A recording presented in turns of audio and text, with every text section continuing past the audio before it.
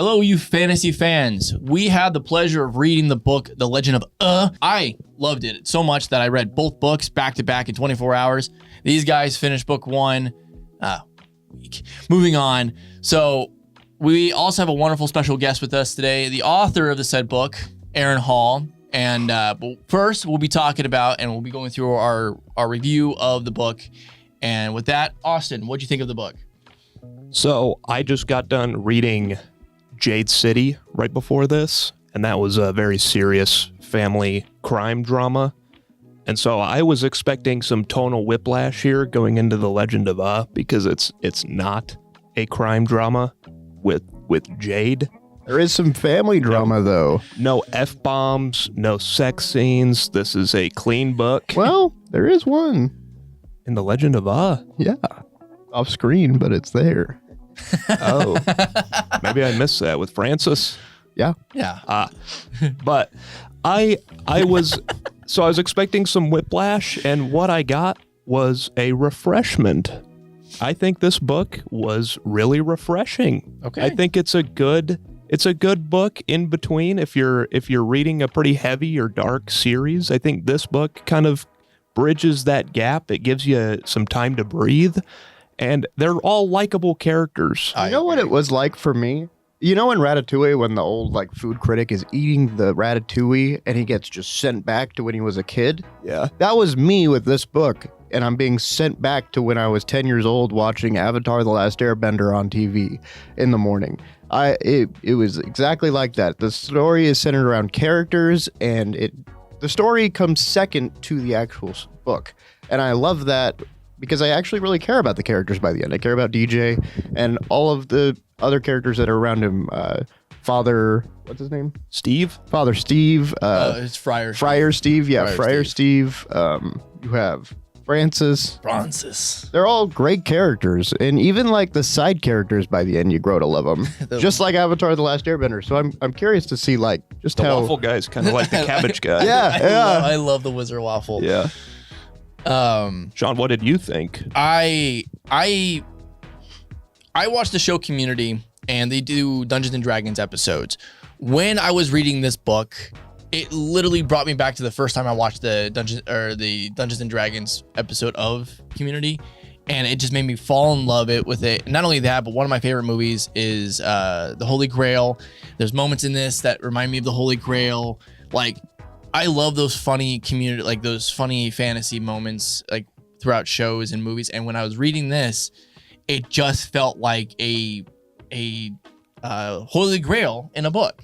That's what it felt like to me. There's lots of little Easter eggs and little nods to parodies to fantasy tropes or even modern fantasy authors. Oh yeah. Mm-hmm. If I don't want to spoil any of them because they're just fun to find out on your own. Yeah. But it was a breath of fresh air really, because I feel like he does the Nicholas Eames thing where he pretends like you are already familiar with all of these fantasy creatures. He doesn't make his own creatures. It's all fantasy based, right? And it's something that you can introduce to somebody who is not familiar with fantasy at all, and they can read it and they can enjoy it. And that's what I really like about it, is it's not inside baseball for fantasy. It's not inside fantasy. I agree.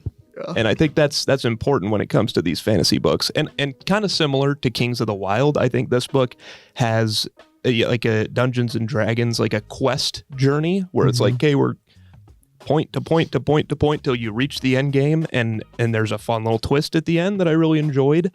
And I don't know, I think this was it was nice. It was a nice read. It's been a while since I've had just a pleasant good time reading a book. It's almost kind of like a movie where it's kind of like a popcorn movie. You don't go in a movie with certain movies thinking, oh my gosh, Pacific Rim, this is gonna be the most amazing driven story, but then you're like, oh, it's just a popcorn movie, right? Right. Same thing with this book. It's just kind of like a popcorn book. You're I just want to read down and enjoy a book. I think the term is a cozy read. Okay. Cozy read, yeah. I think you're right. But I almost feel like that's kind of selling it a little bit short too, because there are some emotional moments in this that genuinely had me tearing up a little bit. Yeah. Can I say this kind of felt like a How You Train Your Dragons? At the beginning, definitely. Yeah. And I think less so towards the end. towards the end, and you kind of, it sort of unravels halfway through, because I think at the beginning you're given this image of, and it's more a from DJ's relationship. perspective. yeah, Yeah. of this relationship, and then DJ slowly starts to realize that, hey, maybe that isn't the way that it is.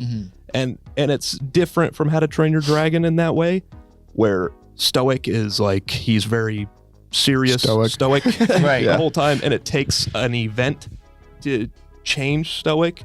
I think DJ's dad is always that way, but DJ needs to come to that realization himself first. I agree. I agree. I also think the reason why with DJ, the reason why I kind of say he feels like Hiccup to me is because he was believed to be, I have to be a knight, otherwise I'll Right. never be good. But then he becomes something else.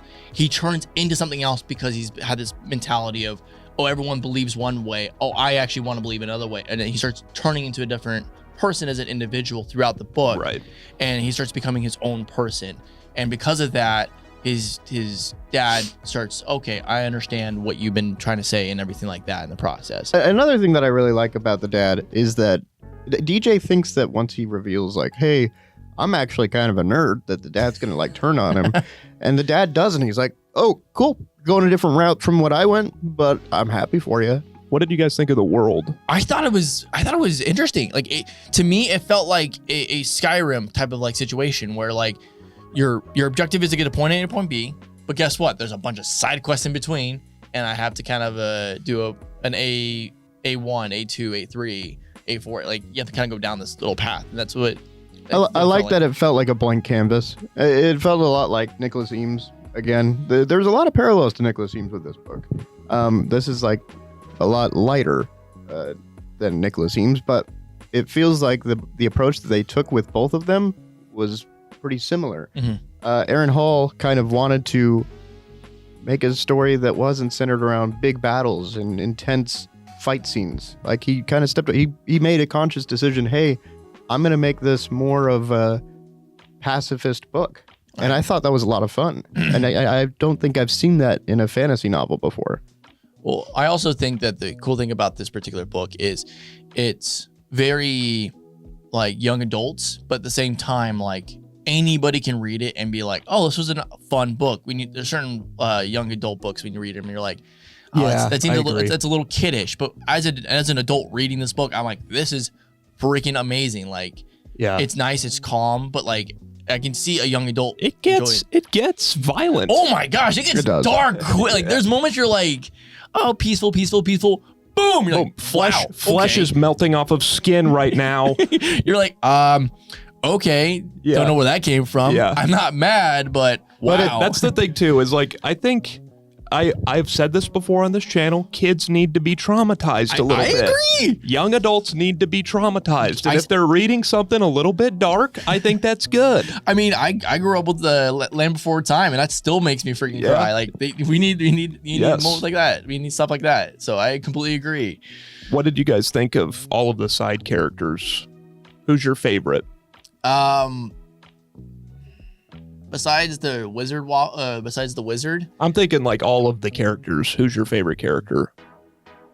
Oh, out of everybody, it's Steve. Steve. I love Friar Steve. He reminds me of Abed from Community. Like whenever I was reading this book, I was literally picturing Abed the entire stinking time. Yeah. And it was making me laugh. Also, I was thinking about Steve from Clyde with the Chance, like just this random character that does stuff, but like he's important sometimes and he's like not important half the time. You're like, he's just there, and it's like, Jay. I really like the dad. He's just like this big old himbo that just loves his son, and I think that's like the sweetest thing. I love the dad. Yeah. I'm a Francis guy. Yeah. Related to Francis. I love Francis. I like Francis too.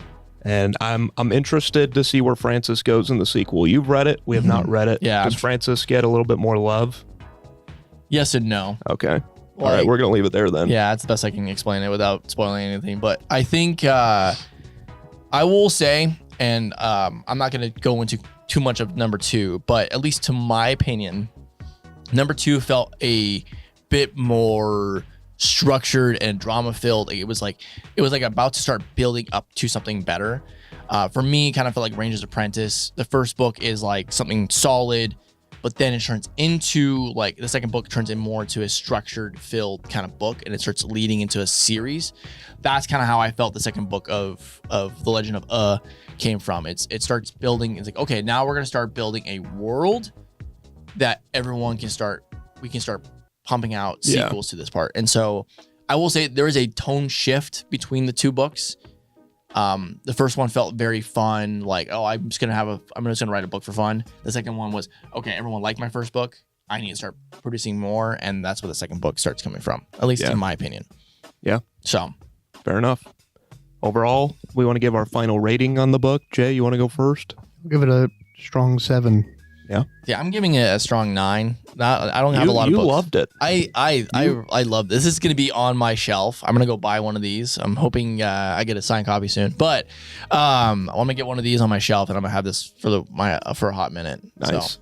I'm going to be with Jay on this one. I'm giving it a very strong 7. Okay. I think this is something that I'll recommend to people who don't have a whole lot to do with fantasy and they just want a fun read. I think this is a great place to go. And the audiobook is free on YouTube. And the audiobook is great. The narrator does a really good job. He does do a really good job. And I got to hand him credit for throwing that out there for free. And we have a wonderful special guest with you guys today. We have the author, Arron Hall, today with you. And we'll be having an interview, going through conversations with him about his book, about who he is. And we'll be super excited. We're super excited to have him on with us today. So with that, let's go to Arron. Would you be so kind as kind of give a quick, brief overlay of who you are to not only us, but to the people out there real quick, and just talk about who you are real quick? Totally. So my name is Arron N. Hall. I am a full-time author as of like the last couple months. And I gained a love of reading or a love of writing when I was young, like 9 years old. And I've just been like writing and telling stories in various capacities ever since then. Yeah, that's me. I'm just a silly, goofy guy on the internet, writing fantasy and sci-fi and trying to make people laugh. So that's my jam. Fantastic. Thank you very much. So we kind of do this thing where we kind of do some big questions, small questions. So we'll kind of just go through the little list here. Who would like to do the first question? You. Oh, am I doing the first question? Oh, I will do the first question. Okay. So when you were writing this particular book, what was the biggest seed of inspiration that made you start the book? And then what was the last straw to make you, okay, it is time to finally write this book, if that makes sense? Well, yeah, I mean, like the big inspiration was, this is loosely based on a D&D campaign I had with my close friends for like years. So like the characters that we role played as in this D&D campaign made it into the book in various capacities. And this was like a fulfillment of a promise to my friends. Like I told them that I was going to write a book based on our adventures one day, like, you know, because we loved hanging out and like, you know, adventuring late into the evening, eating Doritos and drinking soda. Like, you know how it is. But like I knew eventually I wanted to write a story based on the adventure because we just had so much fun. And it was not long after I'd published Hammer Fist Volume 2 and Love Letters to a House on Fire that I was like, I think I'm ready to tackle this like a D&D book, you know, and started kind of like brainstorming it and how I could possibly put it together in a way that would make sense for a novel.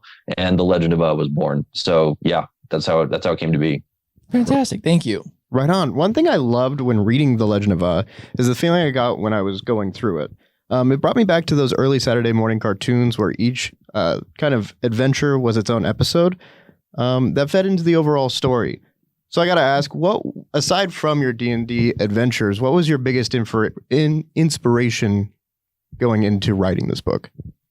Well, it's hard to kind of like pin one source of inspiration because I feel like for those people who have read The Legend of you can tell it's like a funny love letter to all of fantasy. I mean, it references a lot of different IPs that we know and love, like D&D and Lord of the Rings and Skyrim. Like there's a lot of different things in there. Tone wise, I'd say like Adventure Time was a pretty like big inspiration. Like Adventure Time is one of my all-time favorite shows. It's freaking funny. It's got a big fat heart, memorable characters, like a big sense of adventure. And I know for the cover, like I wanted to get something that felt very Adventure Time influenced. I even was talking to an artist who had done some officially licensed stuff with Warner Brothers for the Adventure Time property. So I was nice. Like, you know, anyway. But then I found a friend of mine who was a really talented illustrator and he had just the look I was going for. So I talked to him instead. He gave me a much better price. But yeah, it's, Adventure Time. Adventure Time was a big influence for sure. Oh, that's awesome. Something I noticed too, like going through, like after reading the book and then going through your Instagram, it's like you're a goofy guy, you're on Instagram, you're being silly, but the book can like nail that like serious tone sometimes. I wouldn't even go as far to say like serious, but emotional. Like there's a moment at the end that like had me like genuinely like tearing up, and like I was like, man, that's just good stuff. Like, how do you decide, okay, this is goofy time, we're not going to do the MCU joke where we're going to ruin it halfway through a serious moment with a stupid joke? How do you decide, okay, we're going to be silly here and then we're going to go emotional moment and we're not going to ruin the emotional moment? Well, I mean, I've had a lot of practice before I wrote The Legend of Like, The Legend of was my 8th novel, my 8th book. And so I had a lot of experience kind of like, writing stories before then. But it's like you're making a soup, like if you're making soup, you don't want one ingredient to be too strong or you'll overpower the whole thing. But over time, you just become more and more experienced of knowing like, okay, I'm going to need this much of the chicken bouillon. I'm going to need this much of noodles, and kind of like putting it all together. But I mean, I feel like my particular style of comedy gives license to these heartfelt moments because I like writing stories where your main characters are like the normal people and the world around them is kind of goofy and weird and ridiculous. Yeah. So they are having like very real human experiences in this world that's just kind of quirky and goofy. So that opens the door for those opportunities to be a little bit more heartfelt and be a little bit more serious at times. But you definitely want to make sure you have the balance. You can't just like have all serious or all funny all the time. You need to give your audience a little bit of a roller coaster that, has the dips and it has the loops and it has the straightaways. So it's not just too much of one thing all the time. It's got to be a nice mix. Right. I totally agree. And something we brought up in the review earlier, so we'll put the review at the beginning of this video before we jump into the interview. I was like, I love it when like young adult stuff isn't afraid to be like super violent and traumatizing. Like I like traumatizing young people. Like really every Indiana Jones movie ever made. Indiana Jones was awesome as a kid. A Land Before Time. Yeah. And I think that this book has like a couple moments where I'm like, wow, that is like shockingly violent. and I'm all go ahead. That was not my intention at all. Like I didn't think it was that bad. Like but I mean, I read like the First Law trilogy and, Game of Thrones and like, grown up fantasy occasionally where it can be brutal. Yeah. So in these like battle scenes in The Legend of I really didn't think they were that bad, but it wasn't until after it was published that like some parents and people hit me up and they're like, hey, that's kind of violent for a while. Good. That's how you know you did a good job, I think. That's how you know when you start getting angry emails from parents like, good, traumatize those kids. Oz is very passionate about this. It feels like kids are too soft now. They are. I think I can partly agree with Oz. One big thing, so you call it like, this is a bit of a love parody, like fantasy. It kind of reminds me a lot of like the community Dungeons and Dragons kind of feel to it. But with that being said, like, how do you feel like the line between like poking fun at the genre as well as honoring it? Like, what's that fine line that you kind of found? Like, and how, I guess, what did you find that line? Oh, I like that question. I do feel like it's kind of a tricky balance to strike where it's almost metaphorically, I want to treat the property as if it's one of my buddies and I'm just like ribbing them gently, because like you got to break your buddy's balls occasionally and just like kind of tease them a little bit. So that's how I treat a lot of these fantasy properties that, I poke fun at in these books, where it's like, I love Skyrim. I love Lord of the Rings. I love Dungeons and Dragons. But like your good buddies, you're going to poke fun at them occasionally about like some of the quirks they have. And, anyway, it's just fun. So that's kind of the approach that I went to it. And I think it worked. I think it worked for the most part. Oh, yeah. Absolutely. I love the Sandy Brambleton. That was awesome. Yeah. What's funny is I emailed the Dragonsteel team like before the book came out, and I said, hey, there's a character that may or may not represent Brandon Sanderson. Like, would it be cool if I sent a copy? And they were like, sure, here's the address, send it over. So he has a copy of the book somewhere, and it's like one of the first like 100 copies. He's got like a pretty that's awesome. But there's no way that he's like read it or, did you guys see that I actually met him and told him about Sandy Brambleton, and he seemed really underwhelmed? I have not seen that. Yeah, okay. I gotta check that out. Little story time. I do PR for Operation Literacy, which is an organization, a 501c3 nonprofit based in Utah that's on a mission to get books in the hands of underprivileged kids, basically get kids excited about reading and writing. And we have an annual convention called StoryCon in Salt Lake City, which is freaking rad. You guys should come. It's a good time. But I was in charge of putting together this VIP meet and greet event at StoryCon this year. So like all of our best-selling authors who were like speaking at the event were invited. Brandon was like our headliner, so obviously he was invited to come. And, you know, there was like some industry professionals and some influencers. It was a rad, like a little meet and greet. But Brandon showed up like 15 minutes early, you know, like his publicist texted me and says like, hey, we're wrapping up things over here. So we're just going to come over early. And I'm like, okay. So he rolls in, you know, just walks in. Brandon Sanderson, one of the most popular fantasy writers in the world right now. And he starts chatting with us a little bit. And I told him like, oh, I've got a fantasy comedy series that's doing really well. And you're kind of a character in it. There's Sandy Brambleton, who believes he's been cursed by the local witch to write nothing but really big books. And Brandon was like, oh, yeah, okay, yeah.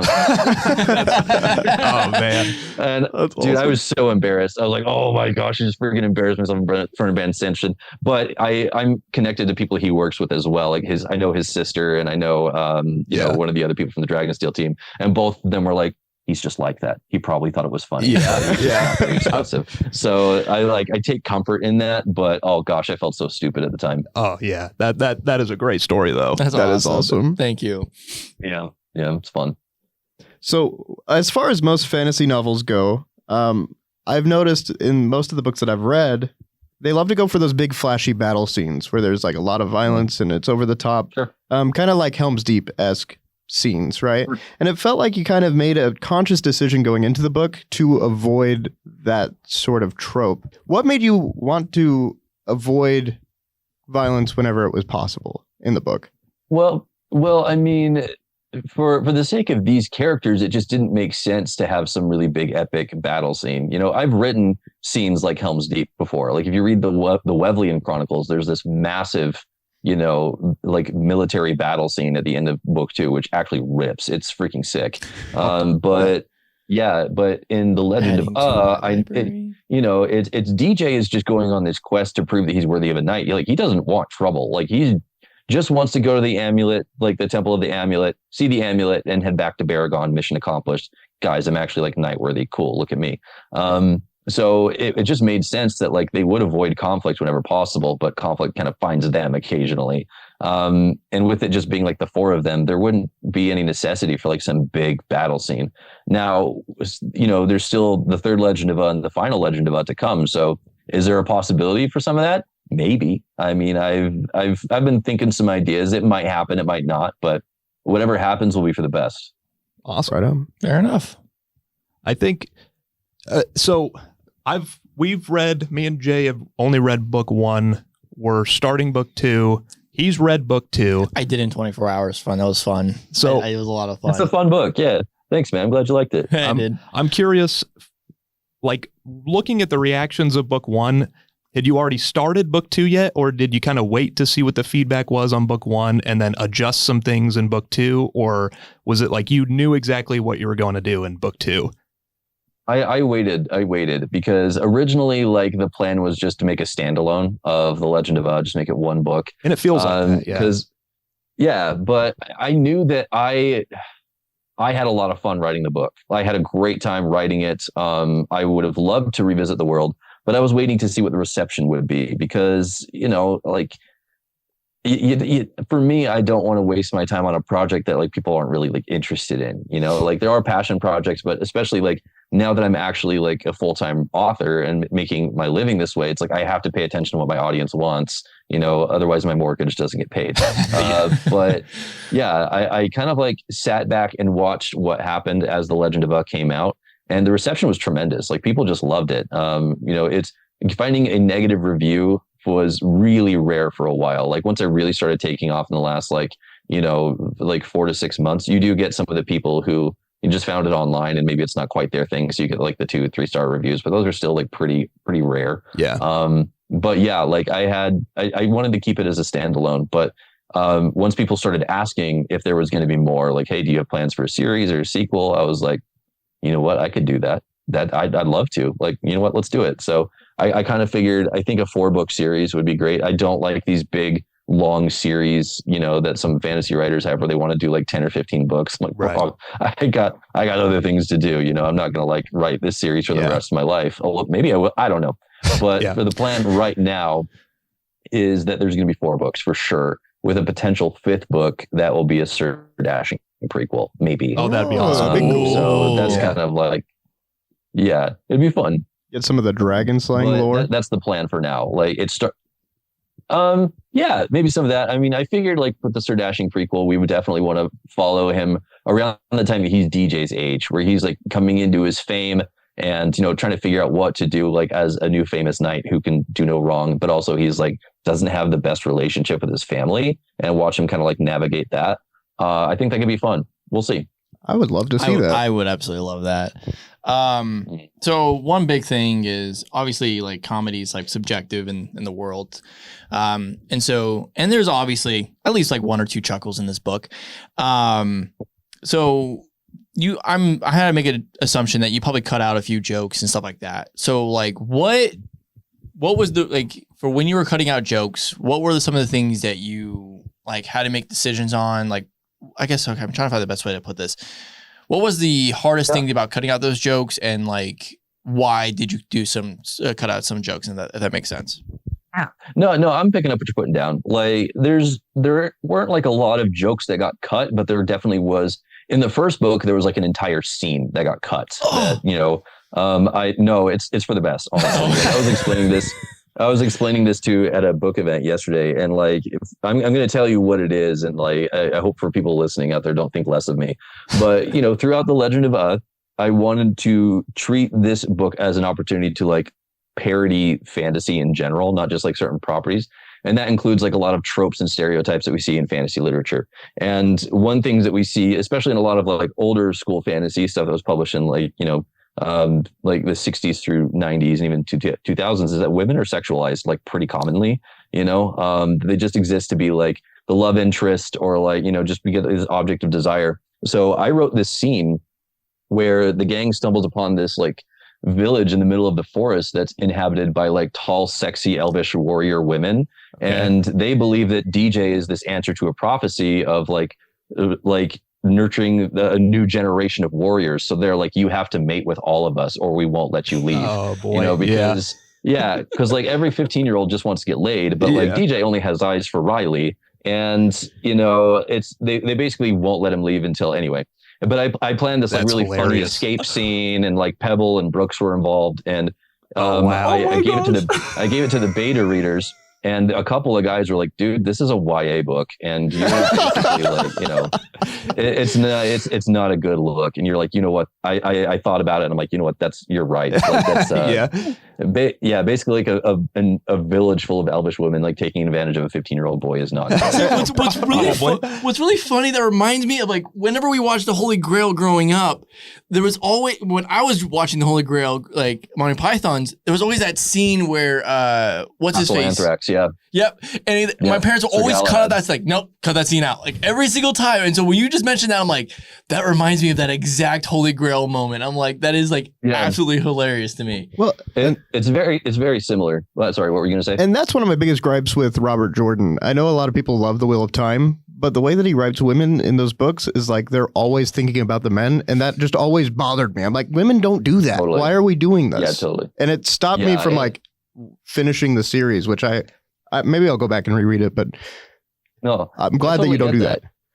Yeah, well, and I try to like write people as people. Like, you know, I don't want women to just be like objects of desire. I want to see like women like doing their thing. You know, you see Catherine the Kind in the first Legend of she's a politician, dude. Like there is nothing about the scene, you know, like the scene in Blight's Respite where it's like she's romantically interested in anyone, or like, you know, she has a lot of admirers because she freaking got rid of the Onyx Wing and the whole town like freaking loves her. But she's running the show. Like she's not like, anyway, like she's got it together.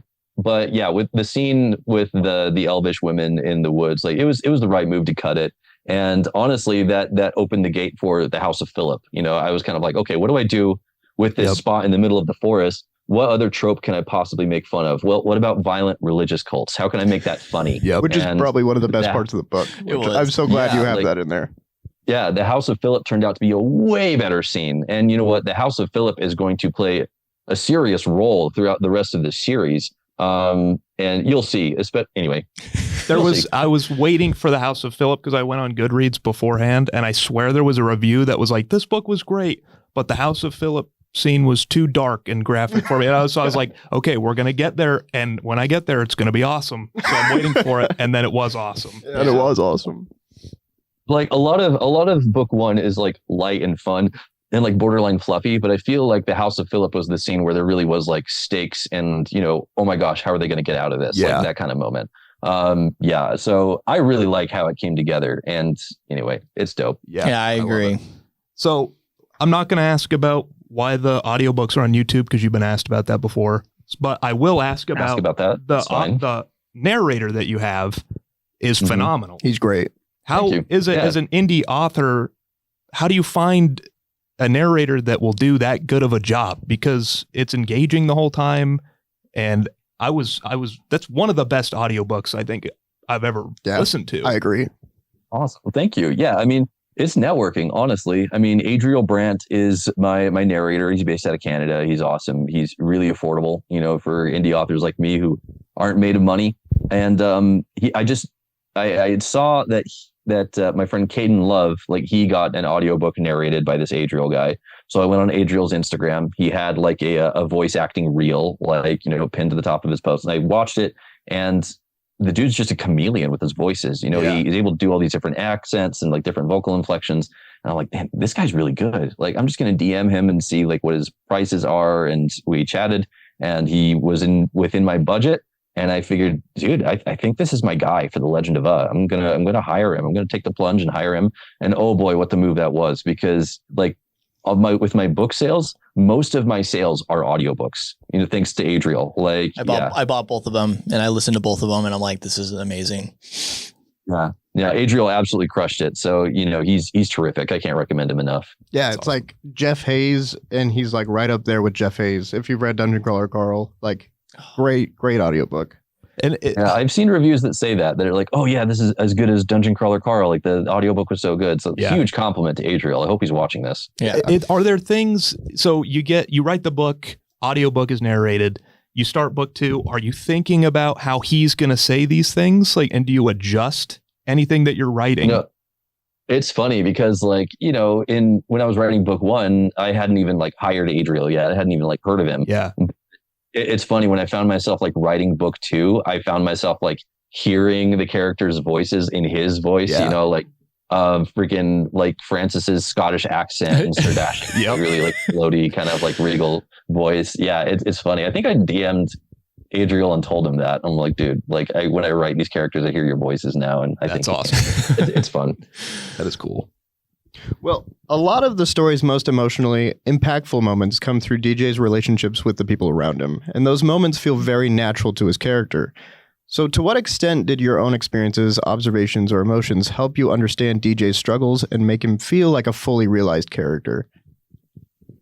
I feel like DJ, I pulled on a lot of my teenage insecurities to write him. I definitely, my relationship with my dad was like a little different than DJ with his, because my dad, it wasn't this like swashbuckling knight that everybody was in love with, but I just kind of try to imagine like what life would be like if I did have a famous dad and I was kind of living in the shadow of him. But I mean, I feel like these feelings of not being good enough and being ignored and being kind of bullied a little bit, that's kind of universal. Like we've all experienced that to some capacity.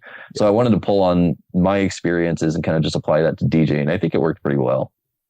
And that's one of my favorite parts about the book is as you go through, you kind of see DJ's perspective towards his dad change, where he starts out kind of annoyed with his dad because he's always in his shadow. And as the story goes on, you realize, his dad's just a big old himbo that loves his son. And I loved that. So yeah, that was my question, but I really appreciated that character.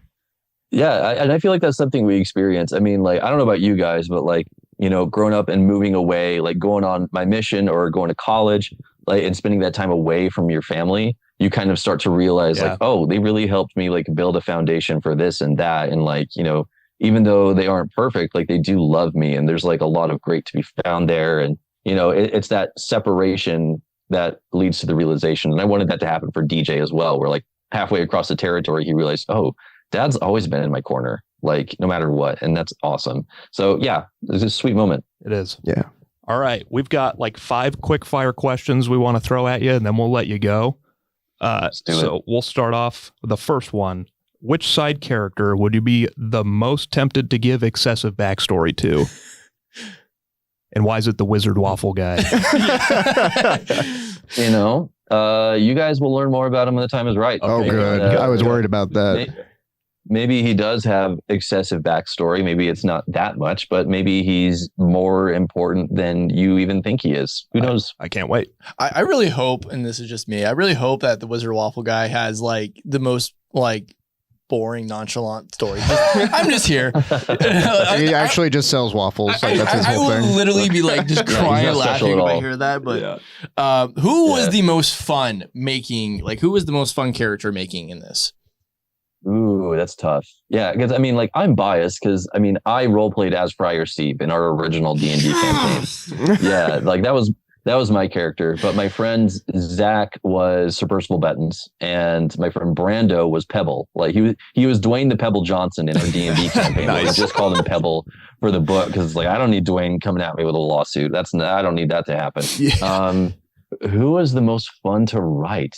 I don't know. I feel like the House of Philip as a whole was really fun. Okay. You know, because they're all just like big culty, like brainwashed idiots with the same Hi, name. Philip. And it's just, Yeah. exactly. Yeah. And you know, they got the sign up sheet for the pickleball court. You know, to exactly. reserve their You spot. got to make But they're all sure that named you Philip. sign up. Yep. They're all named Philip though. So like, it's kind of funny. Yeah. Which fictional character from another universe would fit seamlessly into the world? Ooh, I got to think about that. I would love to see Finn and Jake in the territory. I agree. Absolutely. I feel like they would really vibe. I think they'd have a great experience. And I think they'd be friends with the DJ and the gang, honestly. I'd love to see them. Maybe I'll write some fan fiction for myself. You know, someday. Please send it to us. Like, I want to read that. Is there a fantasy trope that you secretly adore despite it being like overused? You know what? Like the farm boy, the stable with hand becoming like the chosen one, like that's going to save. Like that's just tasty. It You is, know, we've seen absolutely. it a million times, Yep. and it's delicious every single time. It's like going to Taco Bell and picking up like a gordita crunch. Like Yep. I know what's in this. I love it every single time. Exactly. Like, you can just give it to me. Yeah. I agree. Yeah, that goes all the way back to like the origin of fantasy, like with Arthur and the round table. Yeah. Yeah. Absolutely. Yeah, it's the hero's journey. Like if people love it. And that structure has been applied to so many stories. I mean, that's Star Wars, dude. Mhm. Like that's exactly what it is. Yep. And then final question. I'm assuming you're a gamer. You play some games. I used to be a much bigger gamer. Lately, Okay. not so much. Okay. Fair. If you could combine and pitch a movie and a video game to sell this book to somebody, like this meets this, what is it? And is there even anything comparable? Good question. I mean, the movie comparison, as I frequently tell people, it's like A Knight's Tale meets Princess Bride, you know, Yep. kind of something like that. Okay. It's just a fun freaking fantasy. It's just fun fantasy. I think like a video game. That's tough because it's like, I definitely feel like this would be more of like an open world, like fantasy RPG. But a lot of those open world RPGs are kind of dark, like darker in tone. You got Skyrim, you got Elden Ring, stuff like that. But there's none of them that I am aware of that are like funny, or at least none of them that have been really good that are funny. Right. I don't know. Maybe you guys know. World of Warcraft has those moments. Like, it can go dark, Okay. but it has a lot of like funny moments. Like, there's like chickens. Like, you can fight chickens. You can do like crazy stuff. You had like the Leroy Jenkins back in the day where people were running it. But yes, so there's moments like that. But yeah. One Gotcha. more bonus question, because I just thought of this, and then we'll let you go. Are there any like Easter eggs that you've written in this book that haven't been noticed yet, that you're like waiting for somebody to see? Honestly, I feel like there's more Easter eggs that people notice that were not intentional. Oh, Where really? It's like, oh, is this a reference to this? And I was like, that did not even cross my mind. But you know what? Sure. Yeah. People are very perceptive. I will say there are some subtle references to a book called The Hanging City by Charlie N. Holmberg. Okay. It's one of the first romanticises that I read, and I enjoyed it. And Charlie's kind of a friend of mine, so I like gave a couple of plugs towards her books in the scene with the Orc clan in the Nether regions. Mm. But they're super subtle references. Like if anybody catches them, I'm going to be like, "Damn, you're perceptive." You know? Yeah. Well, now we got to read that book. Yeah. So it's good. It's fun. Well, thank you so much for coming on. We really appreciate you, and we are looking forward to reading what you have in the future. Yeah. And especially reading all the stuff that you brought up beforehand. Like I want to read all your other books now. Yeah, I do too. Well, thanks for having me on. I had a great time chatting with you guys, and just keep up the great work. Yeah, thank you. Thank Appreciate you. it. Thank you. Have a wonderful night. Bye. Catch you later, guys. Bye.